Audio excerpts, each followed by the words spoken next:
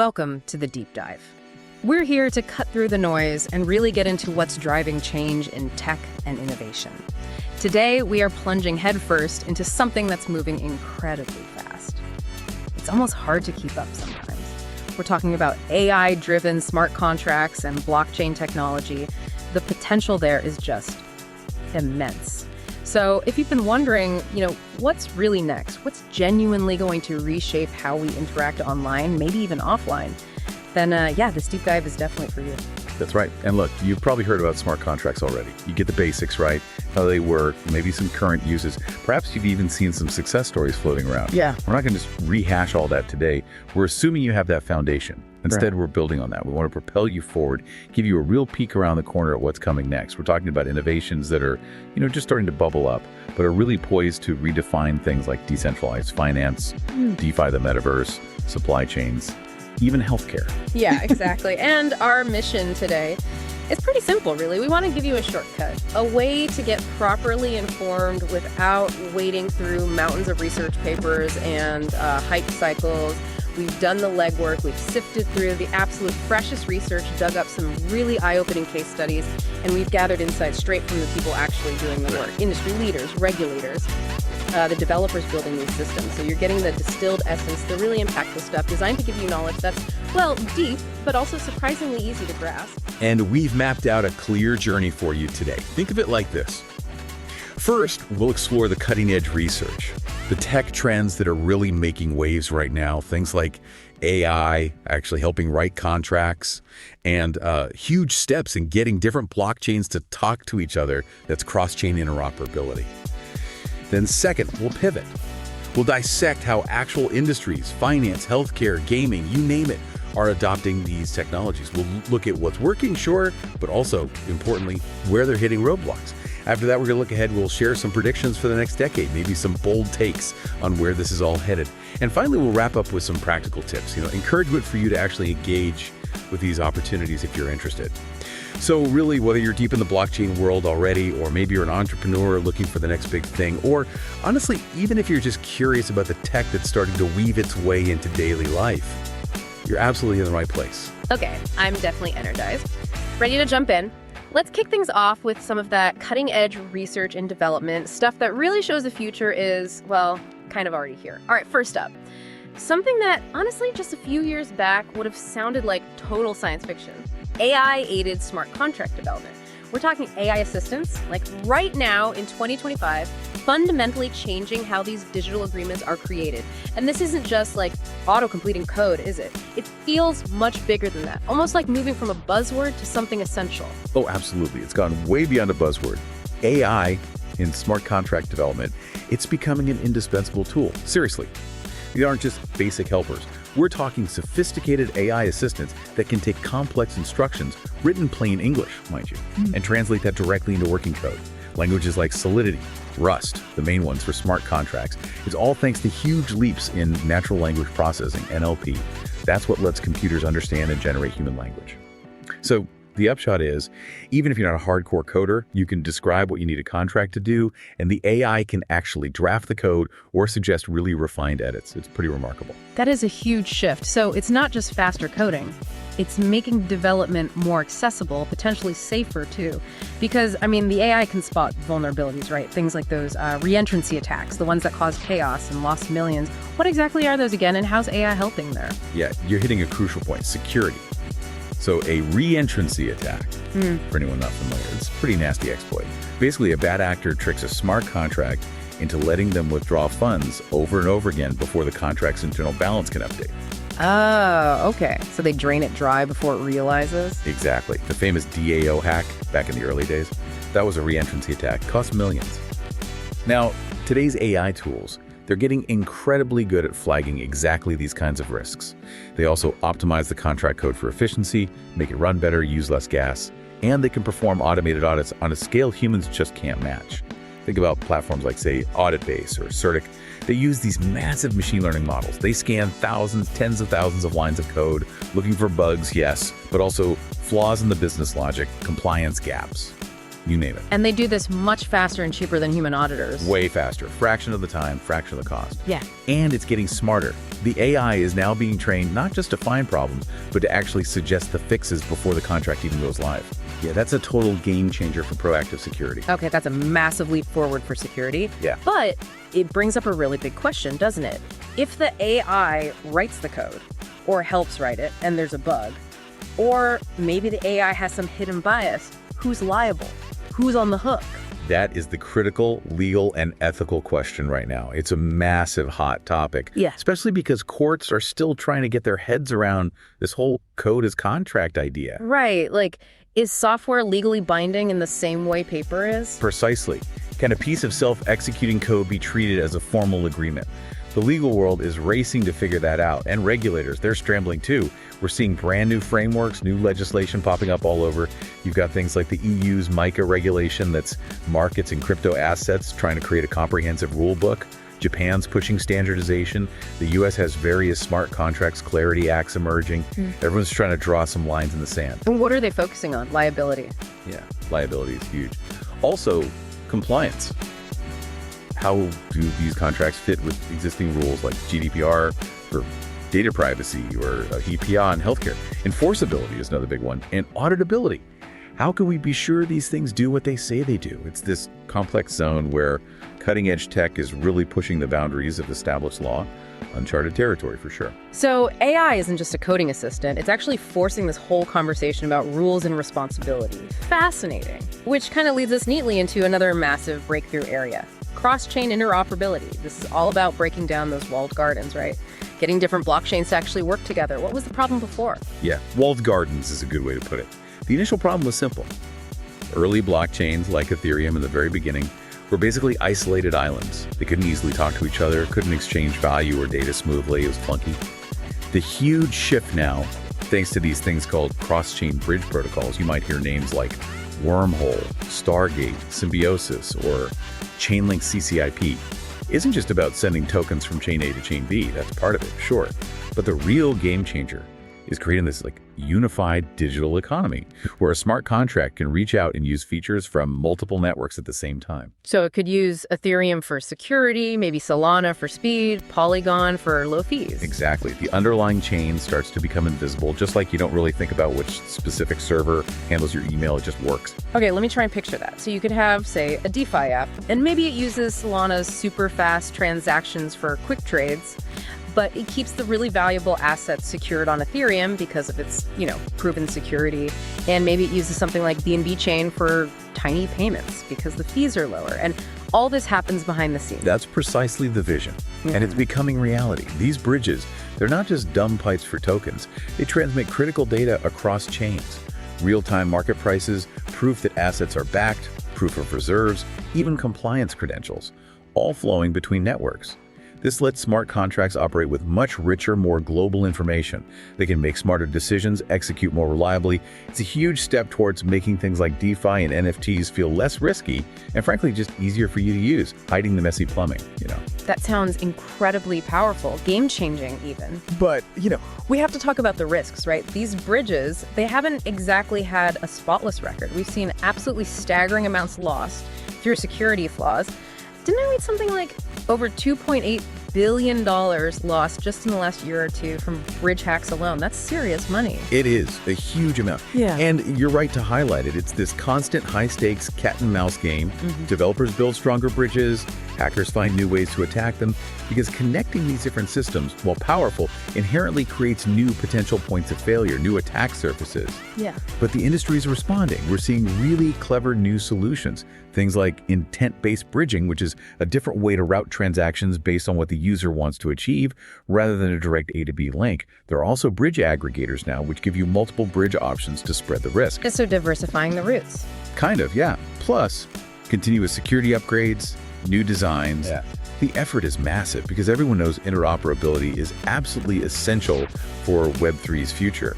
We need that seamless experience across networks for this stuff to really go mainstream. Despite the risks, it's a path we have to walk. Okay, makes sense. It's a necessary risk they're working hard to mitigate. And this whole drive for efficiency, for seamless connection, Brings us straight to scalability, doesn't it? Because having interconnected networks is great, but not if they're slow and expensive to use. This is where layer 2s come in, right? The blockchain express lanes. Exactly. Express lanes is a perfect analogy. Layer 2 solutions are critical. Think of things like ZK rollups or side chains. What they're doing, effectively, is taking a huge chunk of the transaction load off the main layer 1 blockchains, like Ethereum. How do they do that? Like ZK rollups, what's the trick? Well, ZK rollups are pretty clever. They bundle hundreds, even thousands of transactions together off-chain. They process them there super fast. Then they generate a single, tiny, cryptographic proof, like a mathematical guarantee that all those transactions were valid. And they send just that proof back to the main Ethereum chain. So instead of logging every single transaction on the main chain, they just log one proof that covers thousands. Precisely. It inherits the security of the main chain, but operates much, much faster and cheaper off-chain. The impact. Huge. Ethereum's layer 2 networks combined now handle way more transactions than Ethereum's mainnet itself. Really? More than the mainnet? Yep. And that means drastically lower fees for users and much faster confirmation times. Honestly, at this point, if you're building a dApp, a decentralized application, and you hope to reach millions of users, good scalability isn't optional, it's table stakes. You have to have a layer 2 strategy. Got it. Okay, and staying on this theme of evolution, there's another big technical shift happening that kind of challenges a core idea of blockchain. Upgradable smart contracts. We always heard code is law and blockchain is immutable. Once deployed, it's set in stone, bugs and all. But that's changing. How can immutable code be upgraded? That's a really sharp question because it sounds contradictory, right? Immutable, but upgradable. Yeah. But developers have come up with some very clever techniques. Things called proxy patterns, or building contracts in a modular way, or using something called a diamond pattern. Okay, proxy pattern. How does that work? So the basic idea with a proxy pattern is this. The contract address that you usually interact with, the one that holds the funds and the data, that's just a proxy. It's like your front door. All the actual logic, the code that does the work, lives in a separate contract, the implementation contract. The proxy just forwards all calls to that implementation. Now, if you need to upgrade the logic, fix a bug, add a feature, you deploy a new implementation contract with the updated code. Then you just tell the proxy contract, hey, stop pointing to the old logic, start pointing to this new one. So the address people use stays the same, the data stays the same, but the underlying code it executes can be swapped out. Exactly. Zero downtime. You can patch bugs, add features, even make changes to comply with new regulations really quickly. It makes smart contracts behave much more like modern software we're used to. That sounds incredibly useful, but does it introduce new risks? Like, who controls that pointing mechanism? That's the crucial trade-off. Yeah. Yes, it offers amazing flexibility, but it absolutely introduces new potential vulnerabilities. You need really robust governance around who can authorize those upgrades. If a hacker gains control of the upgrade mechanism, they can replace the logic with malicious code. So it's a move away from absolute rigid immutability towards a more flexible evolutionary model, but one that requires extreme care and strong governance. Right, governance becomes key. Which ties into another area aimed at building trust: formal verification. You described this as like a mathematical proof that the code does exactly what it's supposed to. How important is this becoming, especially with these more complex, upgradable contracts? It's becoming incredibly important, paramount, really, for building genuine trust, especially for contracts handling significant value or critical functions. Think of it like proving, with mathematical certainty, that a contract is free from certain classes of bugs or unintended behaviors under all possible conditions. That sounds intensive. Wasn't it super expensive and slow? Historically, yes. It was a very manual, painstaking process done by PhD-level experts, mostly used for things like aerospace software or critical infrastructure, where failure is not an option. But the big news is automation. Tools, again, like some from Certic and others, are increasingly automating parts of the formal verification process. This brings down the cost and the time dramatically, making it more accessible. It's a key step in maturing the industry, moving beyond, just relying on audits and testing which find bugs, towards actually proving the absence of certain bugs. Moving from, let's say, vibe coding, where things seem okay, maybe even with AI help, to serious enterprise-grade security backed by mathematical rigor. Okay, so we have AI helping write code, bridges connecting chains, layer 2s speeding things up, contracts becoming upgradable, and formal methods proving correctness. That's a lot of heavy tech. How do we make all this power actually usable for, normal people? This is where account abstraction and smart contract wallets come in, right? Yeah. Making blockchain less scary. Exactly. This might be one of the most critical pieces for getting mass adoption. Account abstraction is a fundamental shift. Traditionally, your blockchain account is your private key. Lose the key, lose everything, very unforgiving. Account abstraction allows a smart contract to act as your primary account, your wallet. A smart contract as a wallet, how does that help? It opens up a whole universe of user-friendly features because smart contracts are programmable, so you can have social recovery. If you lose your main device or key, designated friends or family members or even institutions can help you regain access. No more losing your life savings because you lost a password. Okay, that alone is huge. What else? Sponsored fees. The application you're using could pay the transaction fee, the gas fees for you. Imagine using a blockchain app without ever seeing a confusing gas fee prompt. Wow, that removes a major friction point. Totally. And things like programmable permissions. You could set rules, like daily spending limits or require multiple approvals for large transfers, just like with a sophisticated bank account.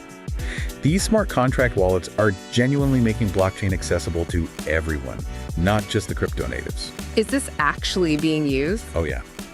The adoption numbers are exploding. Ethereum's recent upgrades enabled this, and we're already seeing over 26 million smart contract wallets active.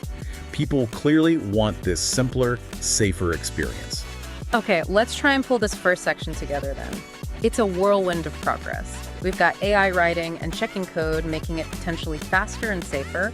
We've got cross-chain tech linking everything together, breaking down silos. Layer 2s are tackling the speed and cost issues. Contracts themselves are becoming adaptable, upgradable, like real software. Formal methods are adding layers of mathematical certainty. And crucially, things like account abstraction are making the whole user experience massively better. It feels like the foundations are getting seriously solid. That's a fantastic summary. The pace of innovation across the board is just breathtaking. But you're right to think about the foundations. All these incredible advancements, they absolutely come with, let's call it a big blinking caution label for you, the listener. The need for rock-solid security, for absolute clarity on the legal side, and for really responsible, ethical implementation. It's never been more important. The power we're building is immense, and the responsibility that comes with wielding that power, equally immense. We have to build this future carefully on solid ground. Right. Responsibility is key. Okay, so we've seen the cutting edge tech. Let's shift gears now and look at where the rubber meets the road. How are actual industries adopting this? We're moving beyond just pilots now, right? Seeing real production use cases. What's really standing out to you this year? Yeah, the shift from pilots to production is definitely happening across several sectors. It's exciting to see. If I had to pick one area to start, it'd be finance and the evolution of DeFi, what some are calling DeFi 2.0. There's a noticeable shift away from the early DeFi days. You remember? Super high, often unsustainable yields, lots of speculative token farming. Oh yeah, the yield farming craze. High rewards, but often super risky and complex. Exactly. The focus now has really matured towards something called real yield. And what that means is income that's derived from actual tangible economic activity happening on the platform, not just from inflationary token rewards designed to lure people in. Okay, real yield. Break that down. Where does this actual economic activity come from? Give us some concrete examples. Sure. Think about the core functions of finance. We're talking about things like trading fees, generated when people swap tokens on decentralized exchanges like Uniswap or GMX. That's real usage-generating revenue. Loan interest, earned on lending platforms like a Nave, where people borrow and lend assets. Again, classic financial activity.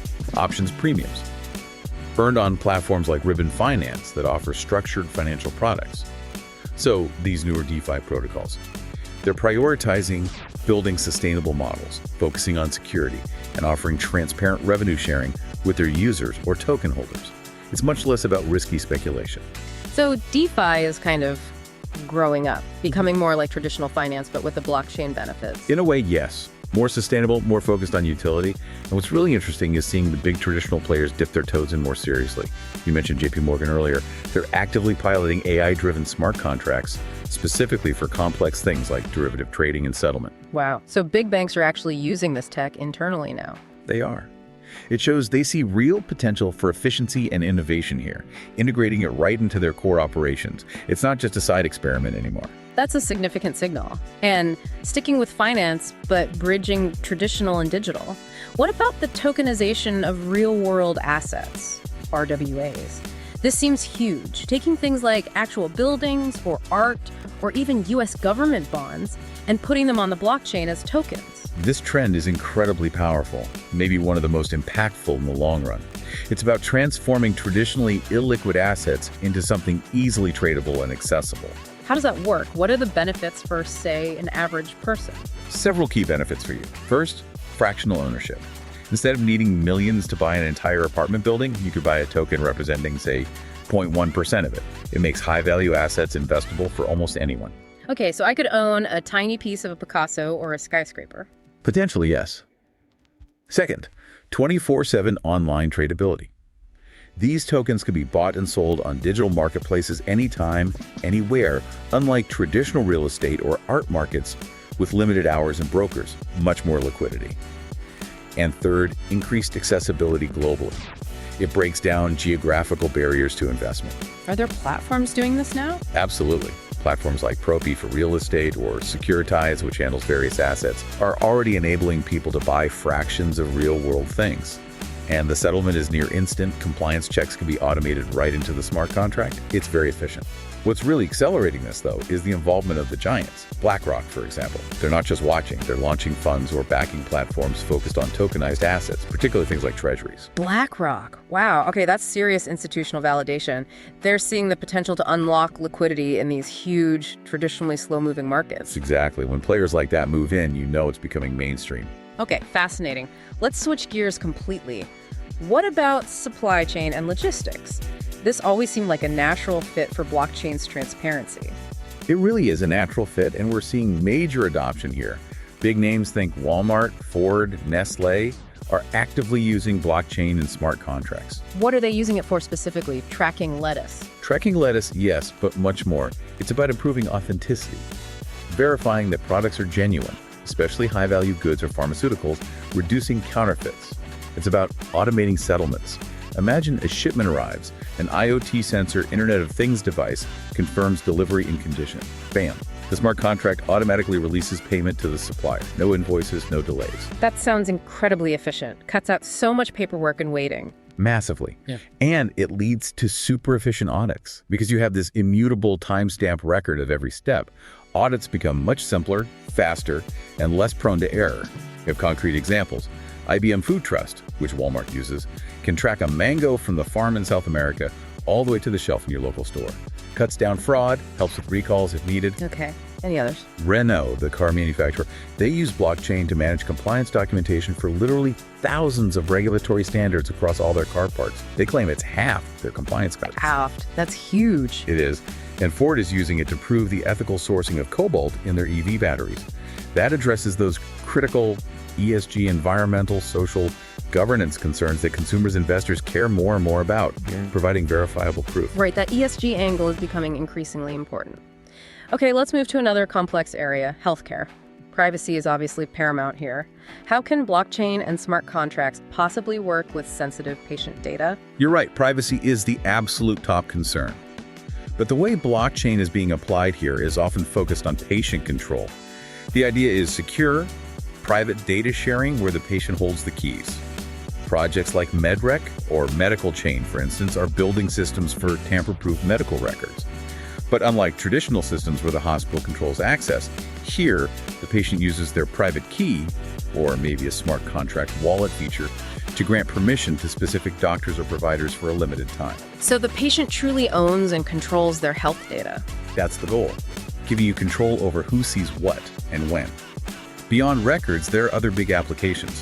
Pharmaceutical authenticity is one. Platforms like Chronicle use blockchain to track drugs through the supply chain, making it much harder for counterfeit medicines to enter the system. That's a massive public health issue. Definitely. Fake drugs are terrifying. Absolutely. Then there's clinical trials. Smart contracts can automate things like tracking patient consent, managing data sharing permissions between researchers, and even automating payments to participants when they complete certain milestones. This increases integrity and lowers the huge administrative burden of trials. Okay, that makes sense. Any other surprising uses? Insurance. Companies like Etherisk or even AXA experimented with this. They offer things like flight delay insurance based on smart contracts. The contract is linked to a reliable flight data feed, an oracle.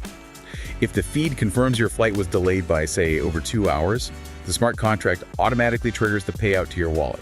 No claim forms, no hassle. Wow, automated insurance claims. That's pretty cool. All right, let's talk about a sector where many people are getting their first taste of this stuff. Gaming and the metaverse. This space feels like it's exploding, and AI and NFTs seem central to it. It's an incredibly dynamic area, and you're right, it's often a gateway for mainstream users. We're seeing platforms like Illuvium or the Sandbox really leveraging AI. They use it to create much smarter, more responsive NPCs, non-player characters. AI also helps manage the complex in-game economies, making them feel more alive and dynamic, reacting to player actions, and it enables highly personalized experiences for players. And the ownership piece comes from NFTs, right? Owning your sword or your virtual land. Exactly. Players genuinely own their in-game items, characters, gear, land as NFTs. These are unique, verifiable digital assets. They can trade them freely on open marketplaces, sometimes for significant real-world value. And many games incorporate play-to-earn models, where skilled gameplay can actually generate income. What's underpinning all this? Is the tech mature enough? It's maturing rapidly. You need things like decentralized cloud infrastructure. Projects like Ether are building this to host these complex worlds without relying on centralized servers. You need privacy solutions, maybe using privacy-preserving tokens like Beam offers. And of course, these NFT-driven economies are the core engine. What's encouraging is seeing a shift. The best projects now are focusing on genuinely fun, engaging gameplay first, rather than just pure financial speculation. And growing regulatory clarity around NFTs is helping stabilize the space. Okay, one more sector before we talk challenges. Even government and the legal sector are exploring this. That seems like a big leap for often slow-moving institutions. It is, but the potential efficiencies are too large to ignore. We're seeing pioneering countries like Estonia. They've been digital leaders for years, but also places like Singapore, Dubai. They're integrating smart contracts for things like secure digital identities for citizens, streamlining government procurement processes, even exploring blockchain-based voting systems for enhanced security and transparency.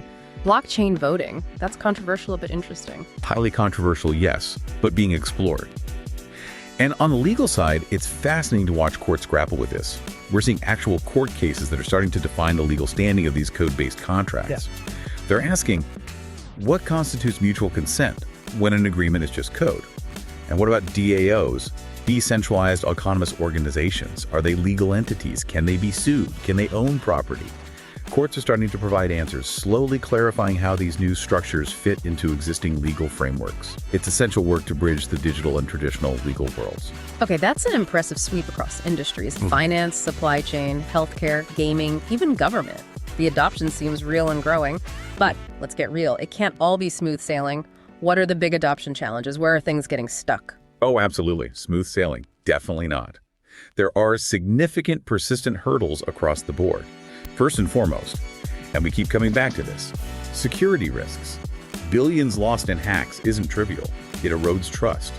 Even with AI audits and formal verification improving things, writing perfectly secure code, especially complex code, is incredibly hard. And the risks aren't just bugs in the contract itself. What about bad data coming from those oracles we mentioned? If the contract relies on faulty real-world information, it can execute incorrectly. And hackers are constantly finding new attack vectors. It requires relentless vigilance. Okay, security is number one. What else? Scalability and cost. I thought layer 2s were fixing that. They're helping immensely, but they haven't completely solved it, especially on the most popular layer ones like Ethereum when activity surges. You can still hit bottlenecks during peak times. Think a wildly popular NFT drop or a major market event. Gas fees can spike, transactions can slow down. For applications aiming for true global mainstream adoption, billions of users, we still need further improvements in throughput and consistent low costs across the entire ecosystem. Makes sense. And you mentioned regulatory ambiguity earlier. That must be a huge headache for businesses trying to operate globally. It's a massive headache. You have this patchwork of different rules, or sometimes no clear rules, in different countries.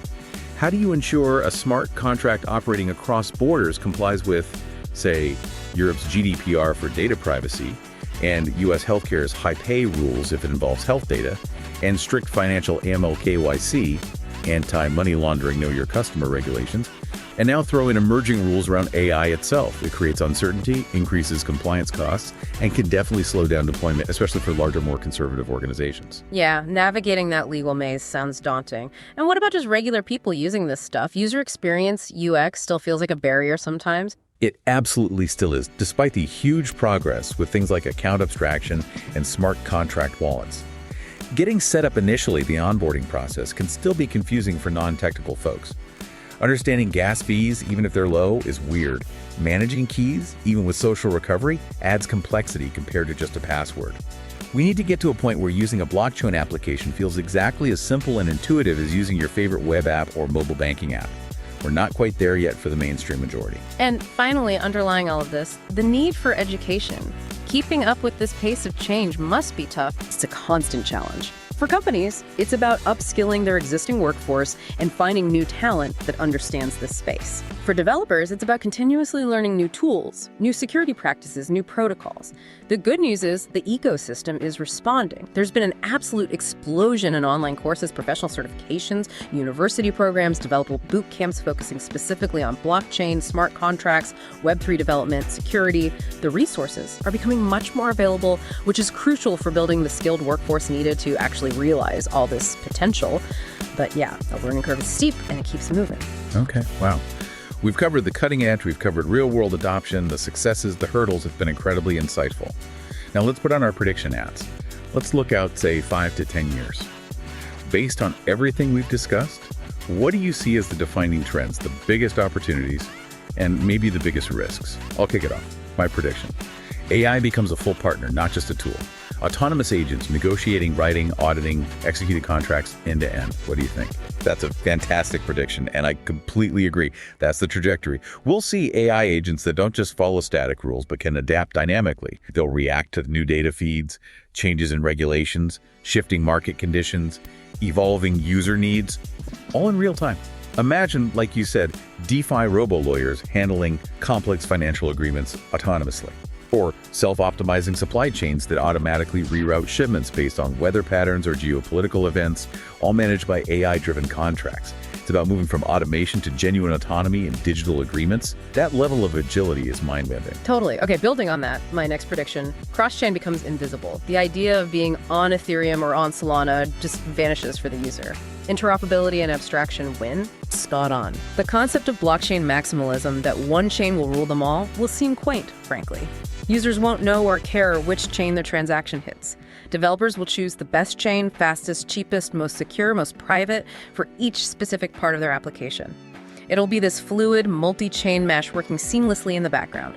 The technology completely fades away, letting the user experience and the applications function take center stage. Total abstraction. Which leads perfectly to real-world asset tokenization truly exploding. I mean, unlocking massive value. Global property, stocks, bonds, art, all becoming liquid, programmable, accessible to literally anyone with an internet connection.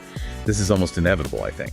The potential value unlock is measured in the trillions, but it's that dual impact again.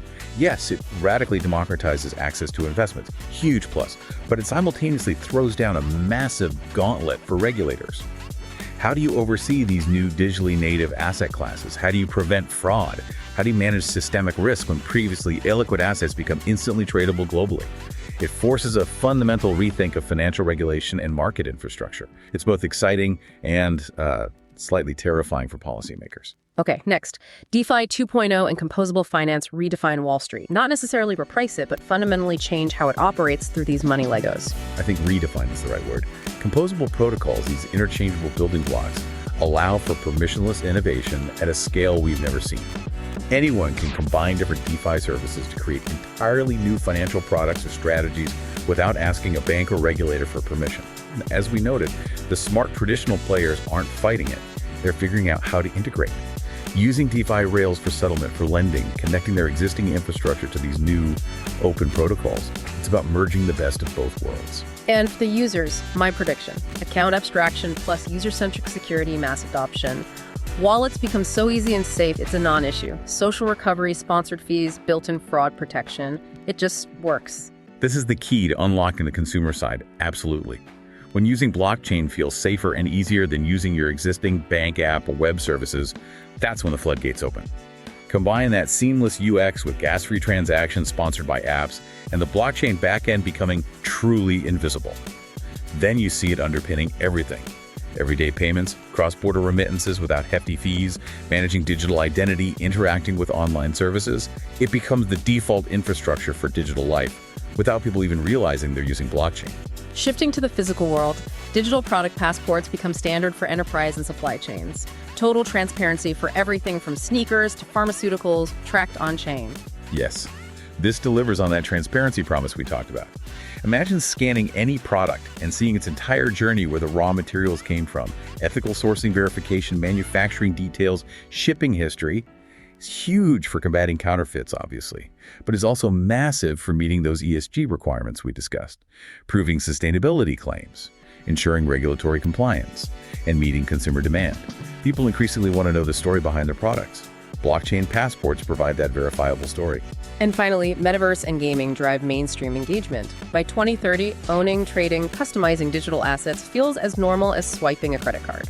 I think gaming might be the Trojan horse for mass adoption, even more so than finance initially. Why? Because it's inherently engaging, social, and taps into existing behaviors around collecting and customizing.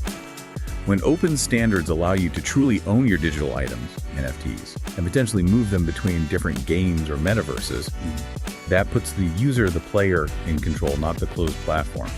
That sense of ownership and the potential for play-to-earn economies could onboard hundreds of millions, maybe billions, into using wallets and interacting with blockchain tech without them even thinking about it as crypto. Okay, those are some pretty exciting, optimistic predictions, but we need balance. What about the key risks looming over the next decade? What keeps you up at night? Well, several things. The cybersecurity threat isn't going away. As the value locked in these systems grows, the incentives for attackers grow too. We need continuous innovation in security, auditing, and incident response. It's an arms race. Then there's the quantum computing threat.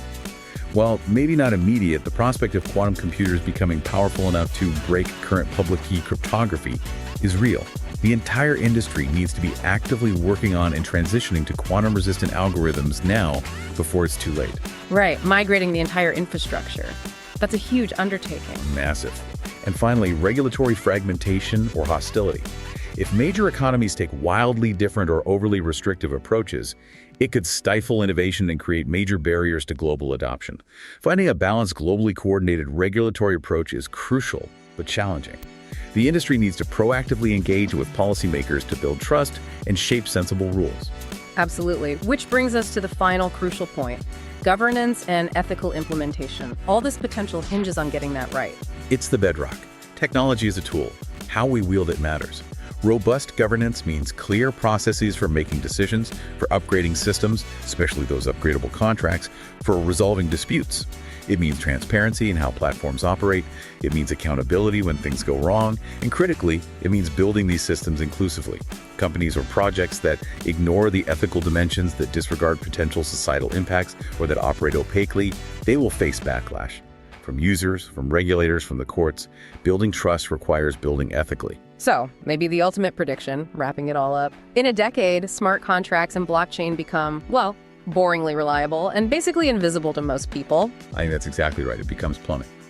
Essential infrastructure that just works quietly in the background. The real magic, the excitement won't be about the blockchain itself. It'll be about the applications built on top. The transformed healthcare experiences, the seamless global supply chains, the evolved financial system, the user-owned metaverse.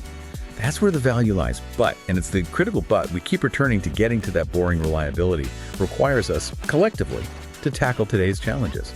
Security, regulation, usability, ethics.